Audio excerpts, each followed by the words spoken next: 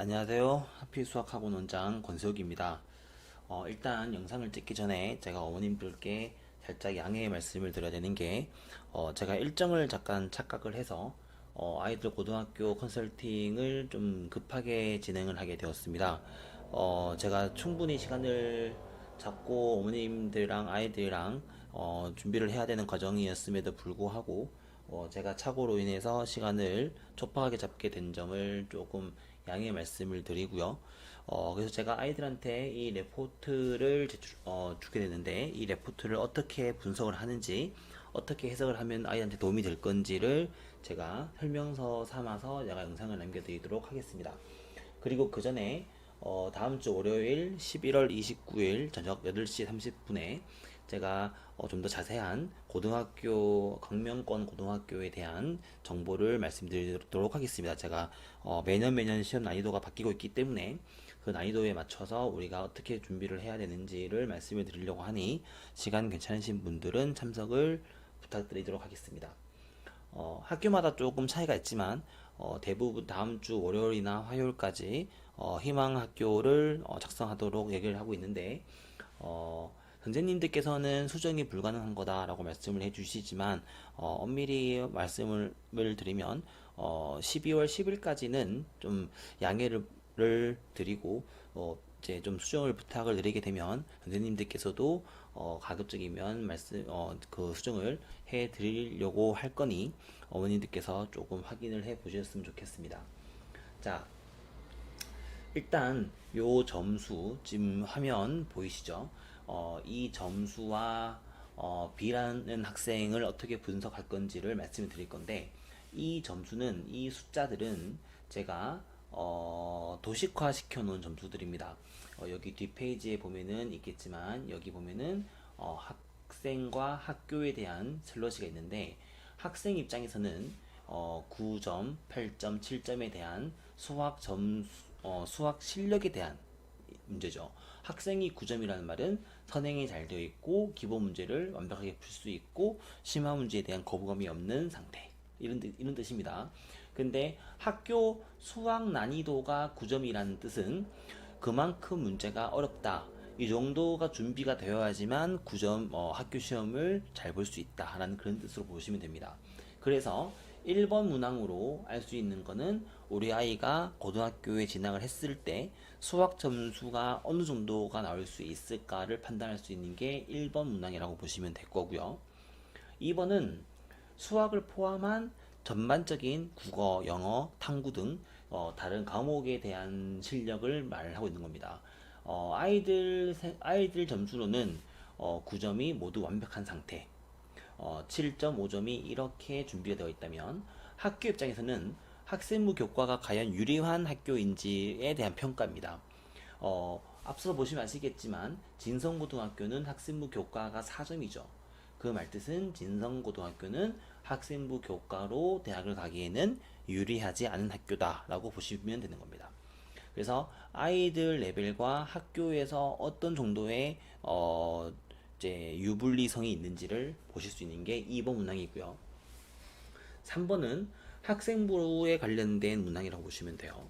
아이들이 교과 외적인 부분을 어느 정도 잘 챙길 수 있는지, 동아리라든가 뭐 독서라든가 그런 것들이 간소화되고 많이 생략이 된다고는 하지만, 어떻게 해서든 세부 특기 사항 등을 통해서 그런 것들을 녹아내야 되는 문제이기 때문에 그런 것들이 어느 정도 잘 만들어지고 있는지를 학생 점수로 만들어낸다면, 학교에서의 점수는 그 학교가 과연 어느 정도 서포트를 해주느냐에 따라서 달라지고 있습니다.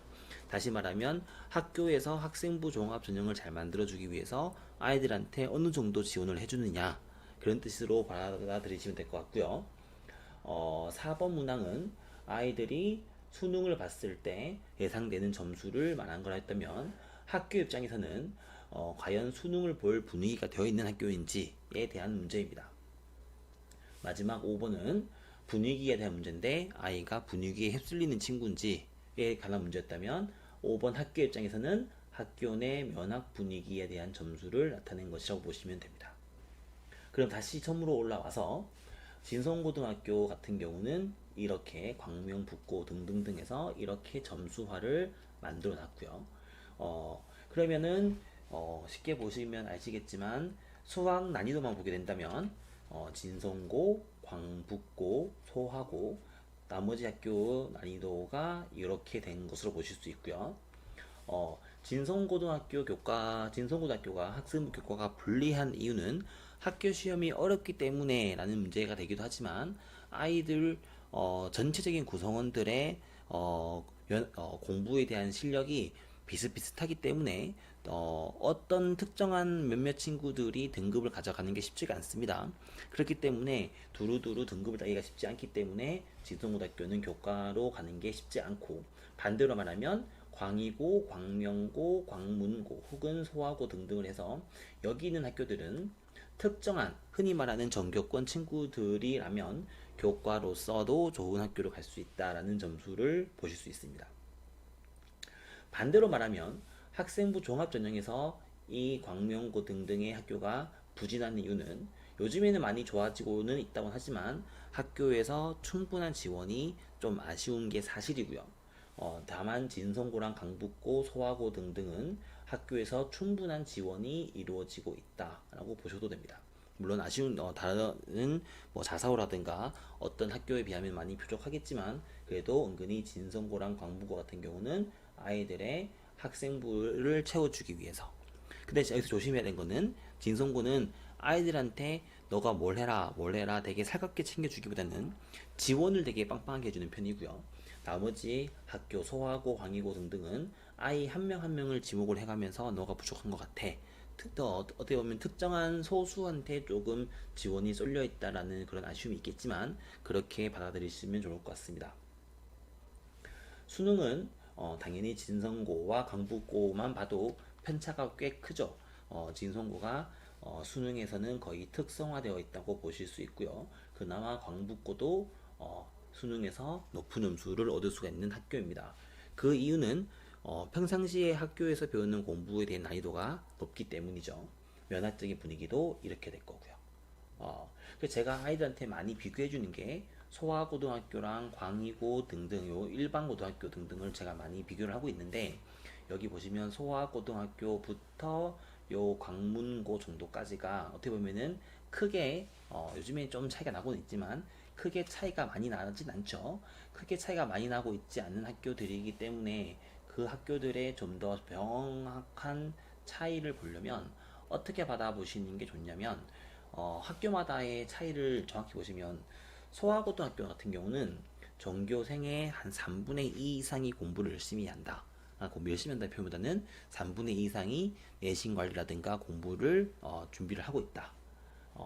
얘는 한 3분의 2 이상이 하고 있는 거고, 광희고등학교 같은 경우는 절반 정도 이상이, 광명고등학교도 한 3분의 2 혹은 한 절반 정도 이상이 공부를 하고 있는 거고, 충영고 같은 경우는 한 3분의 1 정도만 공부를 하고 있는 그런 느낌으로 보시면 됩니다. 그렇기 때문에 전체적인 분위기를 보실 수 있고요. 제가 몇 년 지금 예를 들어서 현재 고등학교 2학년 같은 경우 수능이 얼마 전에 끝났지만 아이들이 분위기가 잘 안 잡혔어요.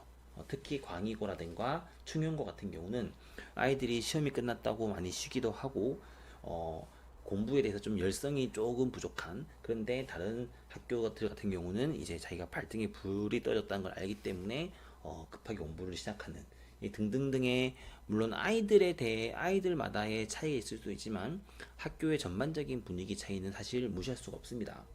그리고 제가 예를 들어서 어떤 B라는 학생이 있는데 B라는 학생의 수학적인 성향 등을 이렇게 잡았다고 친다면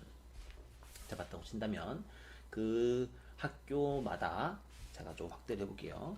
학교마다 학생마다의 그런 것들을 비교해 보게 된다면 파란색은 학교에 대한 밸런스고요. 여기 있는 빨간색은 학생에 대한 밸런스로 보시면 됩니다. 이 B라는 학생이 만약에 진성고등학교에 진학을 하게 된다면 어떻게 될까라는 것을 이렇게 보시면 되죠. B라는 학생이 진성고등학교에 간다면 수학 점수가 학교보다 많이 부족하기 때문에, 수학 점수가 학교의 수학보다 부족하기 때문에 이 친구는 진성고등학교에 간다면 수학 내신을 높은 점수를 기대하기가 어렵다. 그리고 면학 분위기 전에서도 학교를 따라가기가 힘들다. 그래서 사실은 이 친구는 진성고등학교랑 어울리지 않는 학교라고 보실 수가 있습니다. 이렇게 이런 식으로 학교를 분석을 하실 수 있는데, 이제 이 친구 같은 경우는 소아고등학교랑 광희고등학교 혹은 뭐 광명고, 충영고 등등 학교가 이 친구랑은 밸런스가 맞는데, 보시면 아시겠지만 소아고등학교는 학교 수학적인 문제와 아이들의 수학적인 레벨이 비슷하죠. 다시 말하면 이 친구는 상위권이 될 수는 있지만 최상위권이 되긴 힘들다라고 보실 수 있습니다. 하지만 이 친구가 만약에 광희고등학교나 충영고등학교를 가게 된다면 이 친구는 충분히 학교 내에서 2등급까지 가능하다라고 보실 수 있고요. 물론 아이들마다 좀 편차가 있을 수 있지만 제가 조금 평균적으로 본다면 이런 친구들은 광희고등학교라든가 충영고등학교에 가도 충분히 2등급 내에 들어갈 수도 있다.